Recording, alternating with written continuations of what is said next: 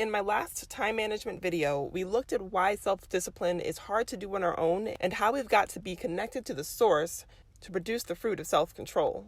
In this video, we're going to look at how discipline is part of self-discipline.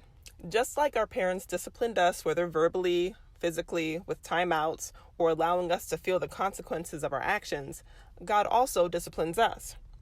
Hebrews 12, verse 6 reads, "And have you completely forgotten this word of encouragement that addresses you as a father addresses his son? It says, 'My son, do not make light of the Lord's discipline, and do not lose heart when he rebukes you, because the Lord disciplines the one he loves, and he chastens everyone he accepts as a son.'" And that chapter goes on to say in Hebrews 12:11, "No discipline seems pleasant at the time, but painful. Later on, however, it produces a harvest of righteousness and peace for those who have been trained by it." So we want to be self-disciplined, yet we're resistant to being shaped and molded. Like kids and teenagers, we feel rebellious, feeling like God's lifestyle is so restrictive. Well, guess what we're practicing and learning while we're living a more strict lifestyle? We're practicing that very same self-discipline we say we want.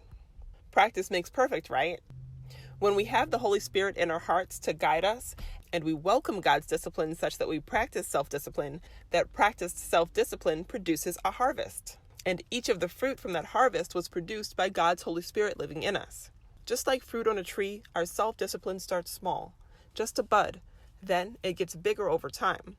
That is, with proper care and maintenance, watering with God's word for refreshment, and getting rid of temptation weeds that sneak their way in from time to time. If you need help watering with God's word and weeding out the temptations, watch my other videos.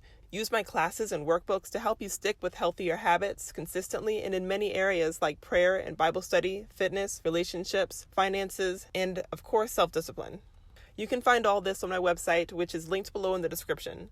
With Spirit-led practice, we'll get better and better at staying self-disciplined, be fruitful in many ways, and enjoy a harvest of success in our lives.